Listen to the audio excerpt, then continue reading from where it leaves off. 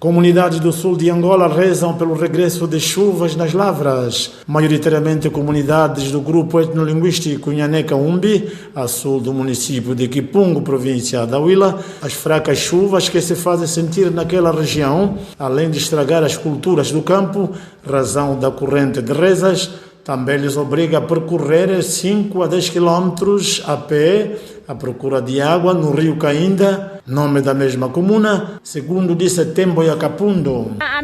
Tembo ya Kapundo, Tembo ya Chiombe cha Chiwana.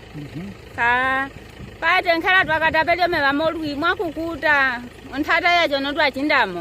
Aquela anciã de 74 anos de idade, com mais 2 idosas à procura de água, disse que todos os católicos nesta localidade farão corrente de oração pedindo a Deus para que as últimas chuvas caiam sobre as lavras das comunidades locais sob pena de morrerem à fome.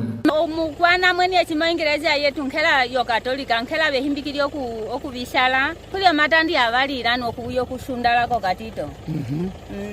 Ela disse que já foram avisados a partir do padre da Igreja Católica que a partir de quinta-feira tem que começar a rezar para ver se Deus começa a ajudar, abre ali um pouco para cair mais um pouquinho, para ver se consigam recuperar aquilo que eles meteram no chão, que é o milho. A Voz da América encontrou igualmente o administrador comunal de Cainda, Manuel Fernando Chipiaca, a visitar as lavras das comunidades com culturas a secar. Houve coincidência ao nos encontrar aqui, porque estou a fazer jornada no campo para constatar os efeitos de não haver quedas por metro. É preocupante, veio associar à pandemia e toda a esperança está a ficar a água abaixo, teremos problema sério. Já não existe o excedente para estoque alimentar. O que eles tinham, semearam. Durante a caminhada, a Voz da América constatou igualmente várias raparigas a percorrer longas distâncias das suas casas à procura de serviço de capinar